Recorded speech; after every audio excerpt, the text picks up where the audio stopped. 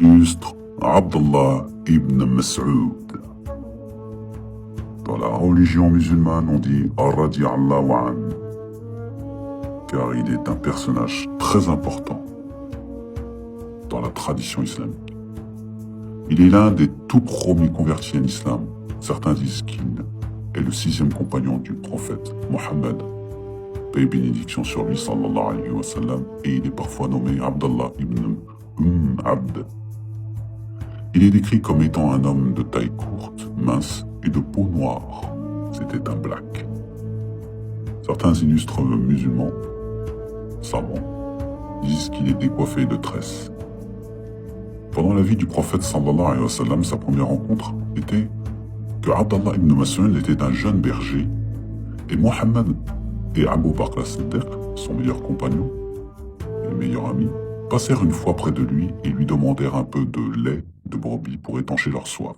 Il refusa poliment que le troupeau lui a été confié par Uqba ibn Abi Mu'ayt, et donc le troupeau ne lui appartenait pas plus que le lait. Mohammed sallallahu alayhi wa sallam, malgré la soif, fut satisfait de cette réponse honnête et franche. Abdallah ibn Mas'ud, plus tard, se met au service du prophète sallallahu alayhi wa sallam comme secrétaire notant les sourates lors des révélations et inspirations divines. En 639, Ibn Mas'ud s'installe à Koufa, actuel Irak, aujourd'hui, ville que Omar ibn Khattab vient de faire construire.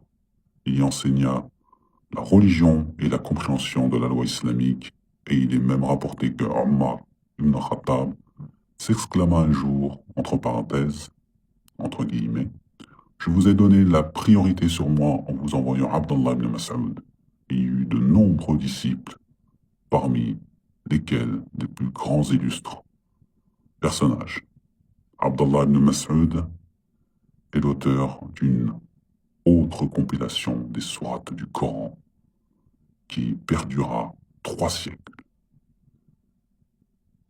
Vous voyez cette vidéo, ce que je suis en train de dire.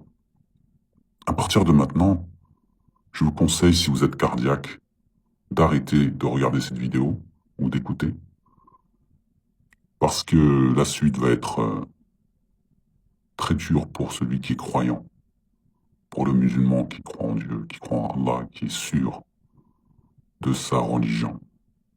Si vous êtes cardiaque, c'est pas la peine d'écouter la suite. C'est parti, on y va. Donc je disais, Abdallah ibn Mas'ud est l'auteur d'une autre compilation du Coran. Il a soutenu la position que le fait de prononcer la formule de répudiation 3 fois à la suite, triple talaq, ne compte que pour une seule fois. Abdallah ibn Mas'ud meurt entre 650 et 653 sous le calife d'Othman. Pourquoi les gens racontent qu'il y a des sourates égarées qui ne sont pas dans le Coran et que Abdallah ibn Mas'ud, qui le connaissait par cœur, s'est opposé à la version actuelle, celle de Uthman.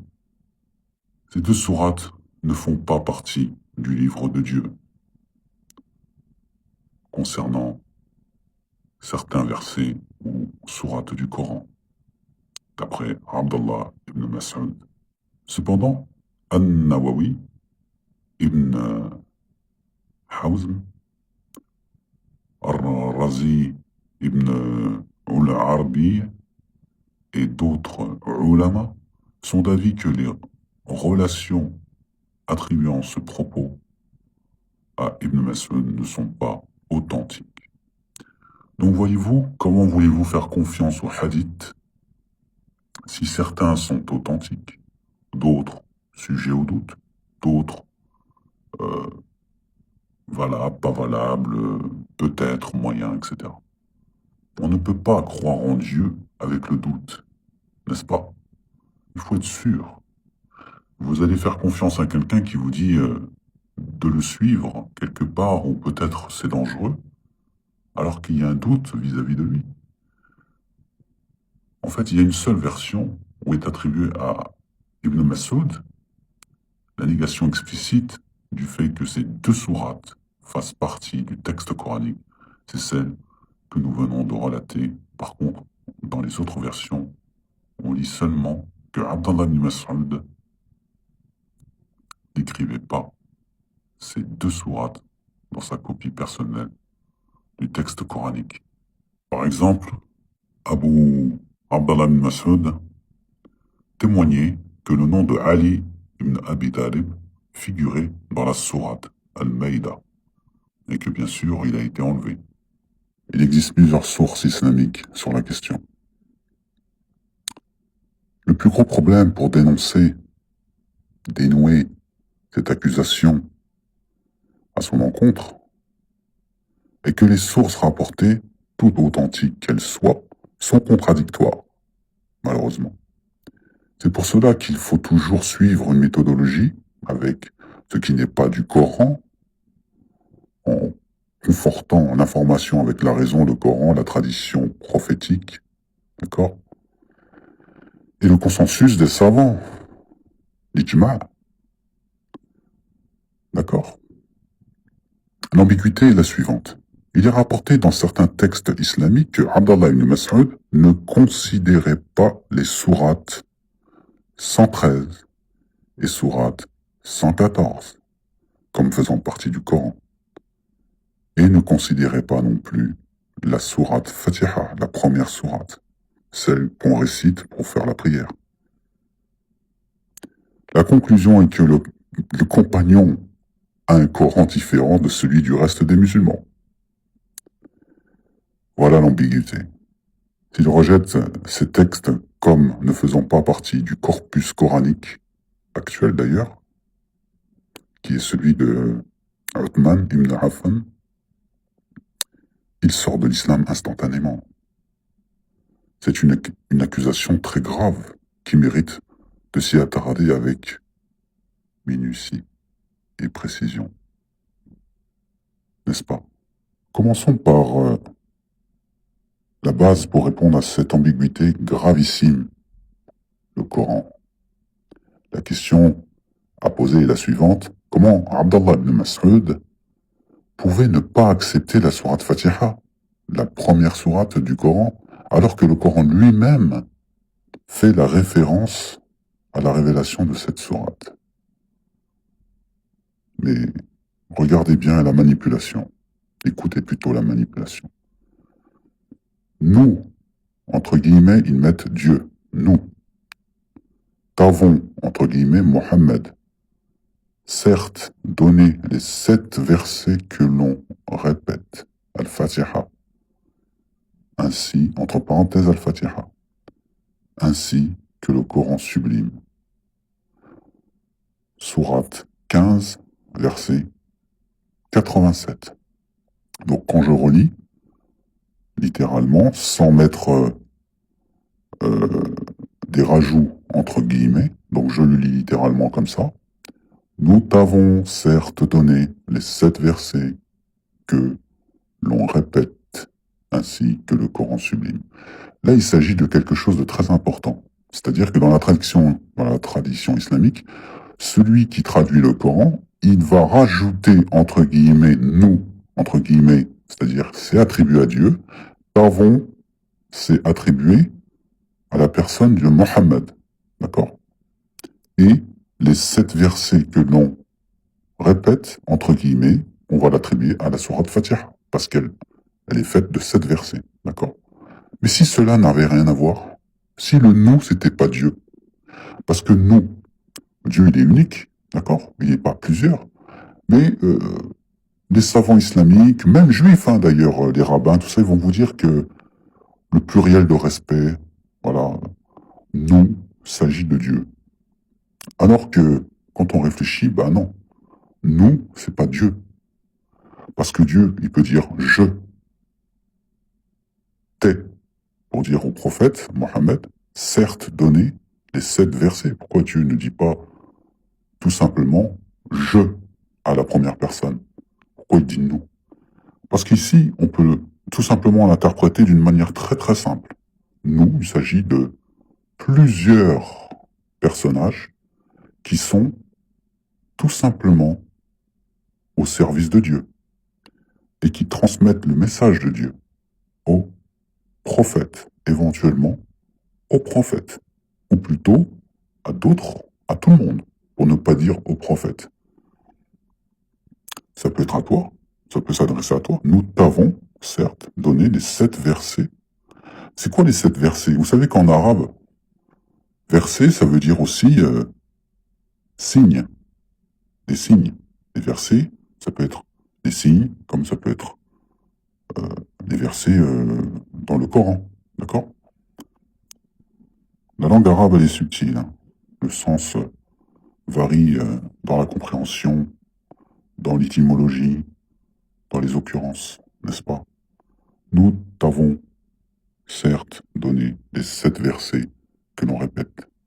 Donc les 7 signes, on peut dire les 7 signes, ou versets, c'est-à-dire des passages du Coran. Et donc, bien sûr, ceux qui interprètent cela, dans leur raison, dans leur façon de comprendre, dans ce qui les arrange, bien sûr, vont les traduire comme ça. Mais je sais que ce n'est pas une mauvaise interprétation ce que je dis.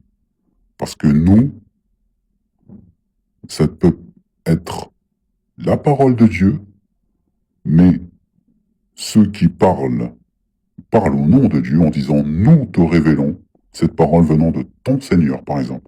Vous voyez, ce genre de choses, vous le trouvez dans le Coran, ce genre de propos que je viens de dire. Nous te révélons ces paroles venant de ton Seigneur. D'accord? Donc là, il ne s'agit pas de Dieu qui parle. Là, c'est pas de Dieu que je parle, qui parle. C'est quand on dit nous, c'est-à-dire on est plusieurs au service de Dieu. Nous sommes des émissaires. Et nous te révélons ce que nous venons de te dire au nom de ton Seigneur. D'accord? Qui est lui au-dessus de nous. Voilà. Déjà, on peut comprendre comme ça. Ce qui est beaucoup plus logique, d'ailleurs. Après, les 7 versets, ça peut être 7 versets n'importe où dans le Coran. D'ailleurs, pourquoi distinguer les 7 versets que l'on répète et ensuite, virgule, ainsi que le Coran sublime. C'est-à-dire que les 7 versets ne font pas partie du Coran, apparemment.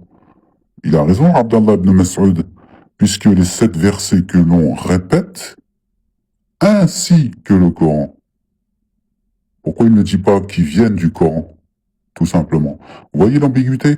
Donc chacun va comprendre à sa manière, et pourtant, soit les Arabes traduisent le Coran correctement, ou soit ils le manipulent, ou soit ils n'ont rien compris de l'arabe, qui est d'ailleurs révélé sans tashkil. Tashkil, c'est, vous savez, des signes, des voyelles qu'on met dessus les mots en arabe pour pouvoir savoir comment prononcer tel mot. Par exemple, salam, si vous mettez un ouais au-dessus de la lettre sin, ça fait sou. On va pas dire soulam, d'accord? Ou si vous mettez un des signes de teshkil sous la lettre sin, ça ferait silam, d'accord? Donc, on met le signe qui correspond au son qu'on prononce au-dessus de la lettre sin, je parle de la première lettre de salam, hein, et ben ça fait salam, d'accord? J'espère que je me fais comprendre quand même. Mais les teshkil que je viens de dire, qui nous permet de voir comment dans le texte on peut prononcer les lettres arabes pour prononcer correctement la phrase, n'étaient pas révélés de cette manière-là à l'époque du prophète, il y a 1400 ans. Donc c'était rajouté par les érudits du livre, mais vous savez très bien que dans la tradition islamique, dans l'histoire islamique, c'est vérifié, c'est selon les anthropologues, selon les historiens, que ce soit dans la tradition islamique et même en dehors des traditions islamiques des pays voisins et aujourd'hui grâce à la science moderne, on sait que l'islam, à l'époque, dès la mort du prophète, il y a eu une division entre les musulmans, ils se sont déchirés, entretués, les 5 califes, seulement Abu Bakr al-Siddiq, c'est-à-dire le premier calife selon l'histoire islamique, est mort de mort naturelle, et les autres ont été assassinés. C'est-à-dire Omar ibn Khattab a été assassiné, Othman ibn Affan a été assassiné, Ali ibn Abi Talib a été assassiné, d'accord? Donc, tous ces personnages ont été assassinés, la plupart, et même Abu Bakr as-Siddiq a entrepris un massacre, puisqu'il y a eu une petite guerre juste après la mort du prophète, parce que certains voulaient retourner dans le jahiliya, comme on dit en arabe, le jahiliya, dans l'ignorance, dans leur ancienne religion. Ils ont fait, ils ont apostasié leur religion, puisque le prophète est mort, donc ça y est, la religion s'arrête là, la révélation s'arrête là. Donc il y a eu des massacres, et il n'y a eu que ça, des guerres civiles au début de au début de la religion, juste après la mort du prophète. D'ailleurs, c'est comme ça qu'est né les deux grandes euh, civilisations islamiques, le chiisme. D'ailleurs, chez les chiites, on ne reconnaît pas les compagnons du prophète, les Rashidoun, hein, les compagnons bien guidés, et le sunnisme. D'accord? Donc, pour qui a raison, les sunnites ou les chiites? Et pourtant, ils suivent le même livre, le Coran, et le même prophète.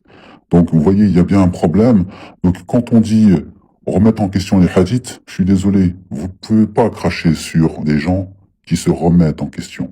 Puisque chez vous, dans votre culture, dans votre histoire, il y a un bain de sang, un vrai problème, un vrai bordel, excusez-moi du terme, hein, mais de confusion, de manipulation.